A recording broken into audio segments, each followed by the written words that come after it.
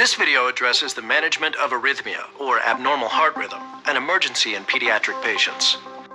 Many of the arrhythmias we discuss have recognition and treatment algorithms that can be found in your provider manual.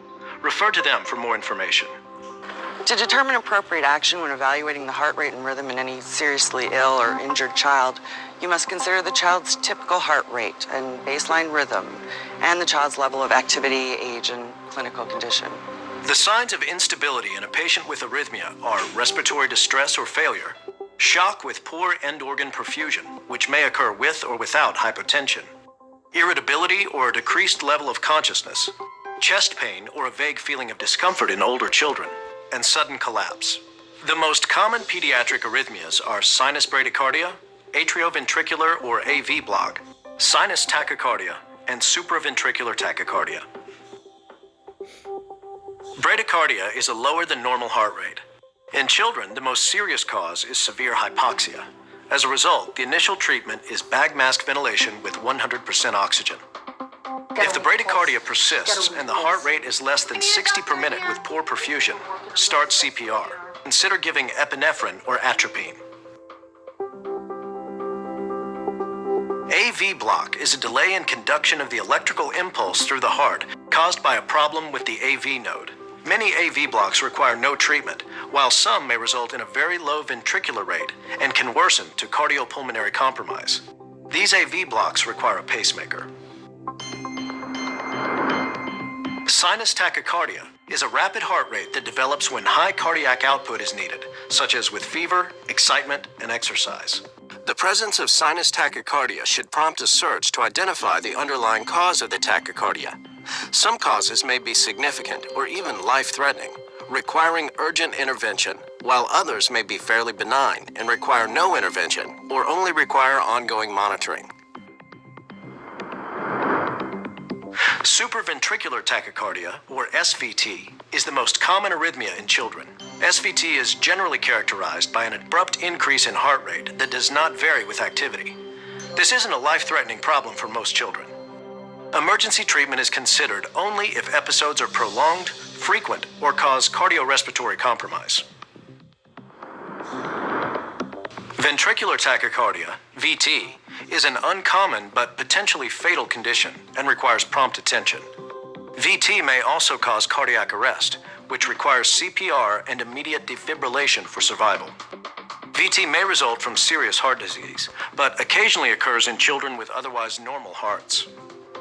Priorities in the management of arrhythmias are the same as they are for all critically ill children. Support the ABCs, airway, breathing, and circulation, and treat the underlying cause. Because we've already reviewed the ABCs, we'll now focus on different therapies for specific arrhythmias. We will discuss vagal stimulation as well as pharmacologic and electrical therapies. In SVT, if the child is stable, vagal stimulation may terminate the tachycardia by slowing conduction through the AV node. If possible, obtain a 12-lead ECG before and after the maneuver.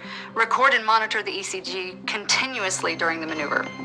If the child is unstable, attempt vagal maneuvers only while making preparations for pharmacologic or electrical cardioversion. Do not delay definitive treatment to perform vagal maneuvers.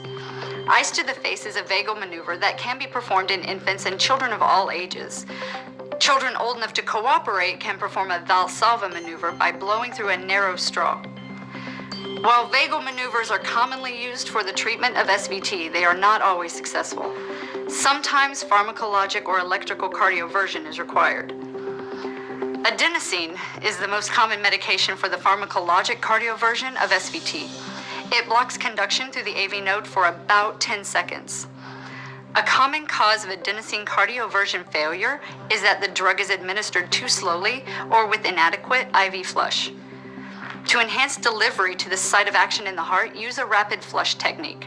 This is described as a rapid bolus delivery of the drug, flushed immediately with 5 to 10 milliliters normal saline bolus. A brief 10 to 15 second period of severe bradycardia or asystole may occur after effective drug action. On rare occasions, electrical cardioversion is required. Synchronized cardioversion is an electrical therapy used to convert tachyarrhythmias with a pulse, primarily supraventricular and ventricular tachycardia, to sinus rhythm. When cardioversion is used for tachyarrhythmias with a pulse, it must be synchronized. Failure to synchronize the defibrillator may result in the shock being delivered on the T wave, causing ventricular fibrillation. Synchronized cardioversion may be performed in children who are awake and alert. Procedural analgesia and sedation should be considered, but medication must be carefully chosen to minimize adverse cardiorespiratory effects. And whenever possible, establish vascular access and provide procedural analgesia and sedation before cardioversion, especially in a hemodynamically stable child. However, synchronized cardioversion should not be delayed to obtain IV access or administer sedation medications in a hemodynamically unstable child. Although defibrillators vary, there are common general steps for performing synchronized cardioversion. First, turn on the defibrillator and attach appropriately sized and positioned pads to the patient. Next, select the synchronization mode and look for markers above R waves, which indicate that the sync mode is active. Then, select the appropriate energy dose. The initial energy dose should be between 0.5 and 1 joule per kilogram. If subsequent shocks are required, increase the dose to 2 joules per kilogram. Once the appropriate energy dose is selected, charge the defibrillator. Charging. Before delivering the shock, firmly communicate to the team that you are charging the defibrillator. Clear. And they need to stand clear. Once the team is clear, deliver the shock. Shocking in 3, 2, 1. Shock delivered. After the shock, evaluate the patient and check the cardiac rhythm and the pulse. If cardioversion is successful, no further electrical interventions are necessary. If the tachyarrhythmia persists, prepare to perform cardioversion again at a higher energy dose. You must reset to the synchronization mode because most defibrillators default to the unsynchronized mode after a shock. In the unlikely event ventricular fibrillation or pulseless ventricular tachycardia develops, begin CPR and prepare to deliver an unsynchronized shock as soon as possible. Cardiac arrest is the cessation of blood circulation resulting from absent or ineffective cardiac mechanical activity.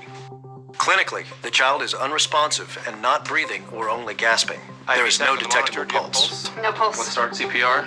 There are 2 general pathways that children take to develop cardiac arrest. The most common pathway for children is primarily due to the progression of respiratory failure or hypotensive shock. Either of these will progress to cardiac arrest if unrecognized, untreated, or unresponsive to medical therapies. The other pathway is sudden ventricular arrhythmias leading to acute cardiac arrest. Unlike in adults, this pathway is very uncommon in children. It is far more likely for children to have cardiac arrest due to progressive respiratory failure or hypotensive shock. Cardiac arrest states include asystole, pulseless electrical activity, ventricular fibrillation, and pulseless ventricular tachycardia, including torsade de pointe. For all these cardiac arrest states, CPR should be performed and emergency medication should be provided in accordance with the pediatric cardiac arrest algorithm. In pulseless electrical activity, PEA, organized electrical activity is present on the cardiac monitor, but the patient remains pulseless. Asystole, ventricular fibrillation, and ventricular tachycardia are not considered organized electrical activity. Cardiac arrest can be caused by precipitating and potentially reversible conditions requiring immediate intervention. These causes of cardiac arrest can be recalled by remembering the H's and T's. Let's review these now. Hypoglycemia is low serum glucose. Hypovolemia is low blood volume. Hypoxia occurs when inadequate oxygen is reaching the body's tissues. Hydrogen ion, or acidosis, is the accumulation of acid and hydrogen ions in the blood and body tissues. Hyperkalemia is an abnormally high concentration of potassium ions in the blood.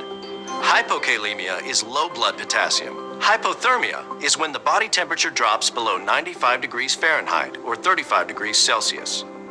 Tension pneumothorax results from an abnormal accumulation of air in the pleural space. Cardiac tamponade is a condition caused by an accumulation of fluid between the heart and the pericardium. Toxins may be best uncovered by a focused history. A pulmonary thrombosis, or pulmonary embolism, is a blood clot from a large vein that breaks off and travels to the pulmonary artery where it becomes lodged. A coronary thrombosis is a blood clot that forms within a blood vessel of the coronary system. CPR alone may not save the life of a sudden cardiac arrest victim. A shockable arrest rhythm requires CPR and defibrillation. Defibrillation depolarizes the heart so that it stops the ventricular fibrillation. This is similar to the action of rebooting a computer. It allows the heart's normal rhythm to resume. A manual defibrillator is preferred to an AED because it allows adjustment of the shock dose for use on infants and children. The operation of manual defibrillators requires skill and rhythm analysis because when the manual mode is used, there is no computer rhythm analysis or prompting. The operator must determine the need for shock delivery and determine the correct shock dose. The steps for properly performing defibrillation by using a manual defibrillator are the same for performing synchronized cardioversion, with two important exceptions. First, there is no need or indication to hit the sync mode. After the pads are attached, you immediately select the desired energy levels. The second difference between cardioversion and defibrillation is that the energy levels used are higher when defibrillating. For defibrillation, select the appropriate energy dose. For the first defibrillation, choose an energy dose between 2 and 4 joules per kilogram. For the second defibrillation attempt, select an energy dose of 4 joules per kilogram. If additional shocks are needed after the second shock, doses of up to 10 joules per kilogram may be used. A general memory aid is 2-4-6-8. That's the dose to defibrillate.